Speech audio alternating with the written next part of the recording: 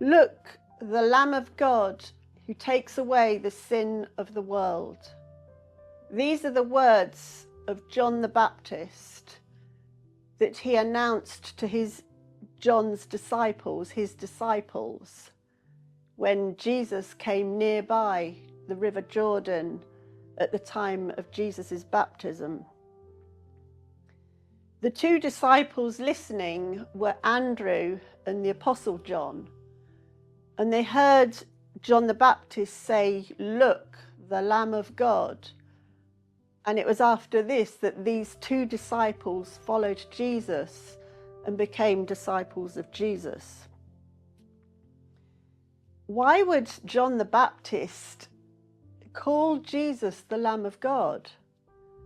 Well, John the Baptist was related to Jesus because Elizabeth, his mother, was probably Mary's mother's sister. So Elizabeth was Mary's aunt, and this meant that her son John the Baptist was Jesus's first cousin once removed. So they were related. It means that John the Baptist knew when Jesus was born. And if you have listened to my last video, you will know that I have been saying that Jesus was born just before Passover. And this is how he gained the title, the Lamb of God. We always link Jesus' title, the Lamb of God, to the fact that Jesus died at Passover. And he died as the Passover lamb. But you have to consider that John the Baptist, when he spoke to Jesus, he knew when Jesus had been born, but he did not know when Jesus would die. In fact, John the Baptist was beheaded in 29 AD, whereas Jesus was crucified in 33 AD. So John the Baptist died before Jesus.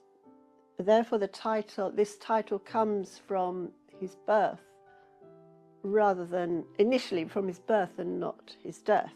The Passover feast is described, the way to celebrate it is described in the book of Exodus, chapter 12.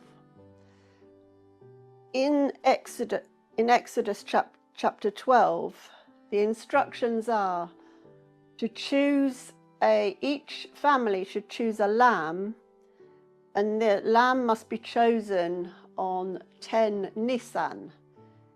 Nisan was the first month of the Jewish year. In our calendar, for 5 BC, that would be the 14th to the 15th of April. So that would be the day when the lambs that would be slaughtered would be chosen. And now back to the comet of 5 BC. It appeared sometime between the 9th of March and the 6th of April. So the last date it could have appeared was the 6th of April. Now, if Jesus was born, because the appearance of the comet indicates the day when the person was born. If Jesus was born on the 6th of April, 5 BC, and he was circumcised 8 days after his birth, then he would have been circumcised on the 14th of April, which would be 10 Nisan. It's my personal belief that this could well be the case, that this identification of Jesus as the Passover lamb was because Jesus was symbolically chosen on the day that the sacrificial lambs were chosen. And then Passover in 5 BC took place on the 19th and 20th of April. So on the 19th of April, the lambs would be slaughtered. Therefore, if Jesus was circumcised on the 14th of April, 5 BC, it means that he was born on the 6th of April, which would be the 2nd Nisan, and it would mean that he was born on the Sabbath. So I think that we could say that theology is actually embodied in the events of Jesus' life, which is kind of important because it's not just a belief that has no grounding. It's that the Christian beliefs are actually embodied in the events that took place. And those events took place on specific dates and at specific times. I want to move on now to slightly different issues, kind of slightly different but related. Luke chapter 2 is the nativity story from the perspective of shepherds who were out tending their sheep on the hills. Now, this is a different line of evidence because the sheep nowadays, hill sheep, are out on the hills all the year round because they've been bred to survive outside all the year round. But back in biblical times, sheep were only outside on the hills in the warmer months of the year. So from March to November, the sheep were looked after by shepherds out on the hills. But in the winter months, they were only outside in the daytime and they were kept in barns at night. So the fact that an angel appeared to shepherds who were out on the hills is again another indication that we're talking about the month of about April, Passover time, and not December.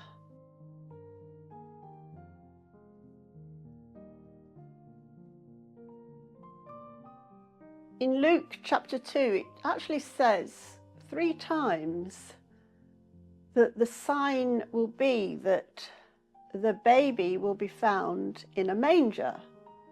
That's quite a strange thing, because a manger, which most people probably don't know nowadays, a manger was a feeding trough for animals.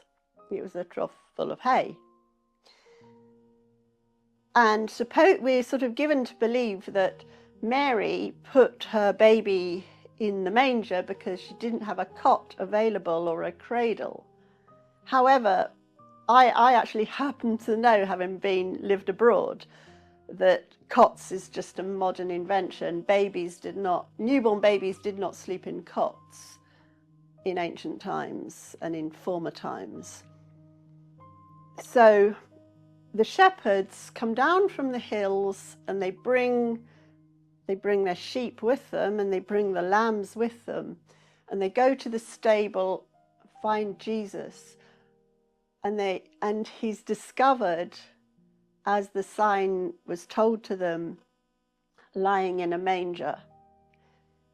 I think that the manger was not being used as a cot. It was that Mary and Joseph would have hidden Jesus beneath the hay in the manger in order to dissimulate his presence, because they were nervous about people finding this baby.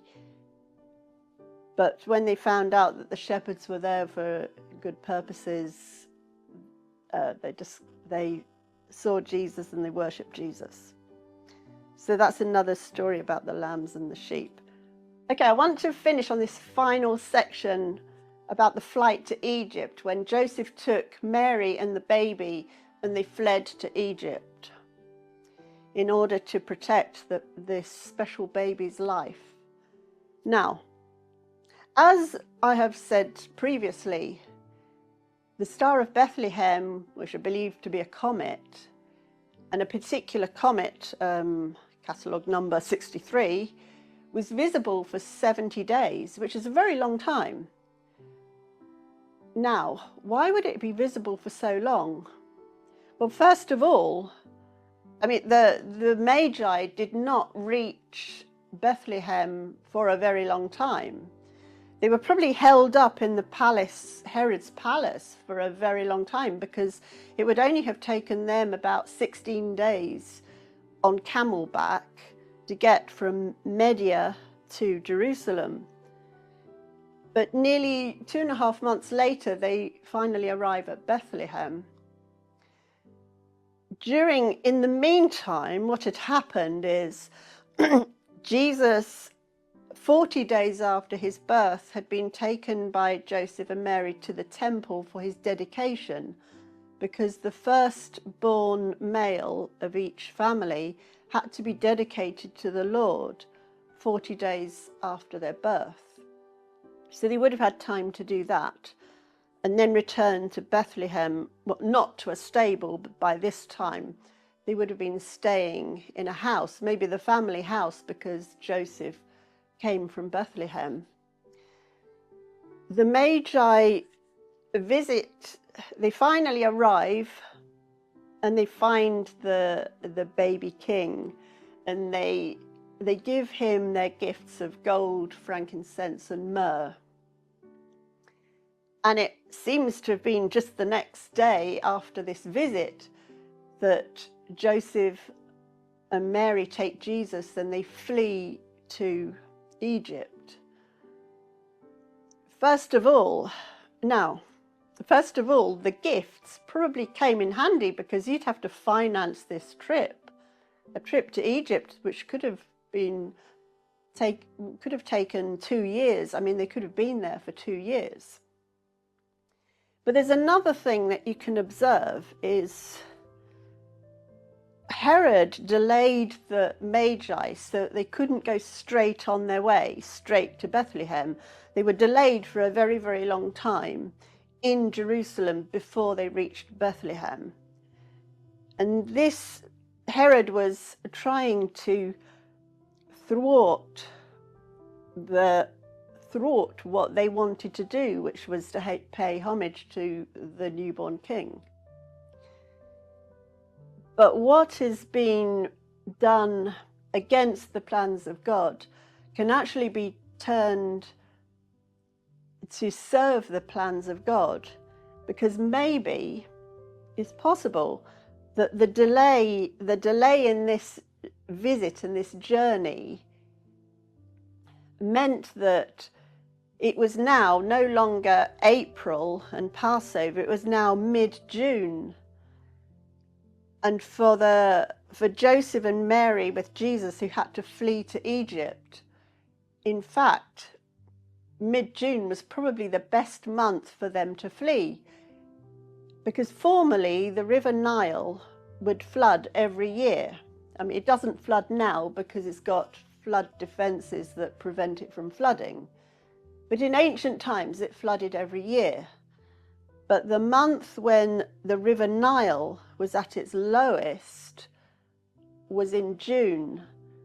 So if you were going to need to flee to Egypt, June would be the best month to do that. So in fact, the delay in this flight served the purposes of God. And in that way, we can see that even evil can be changed to good.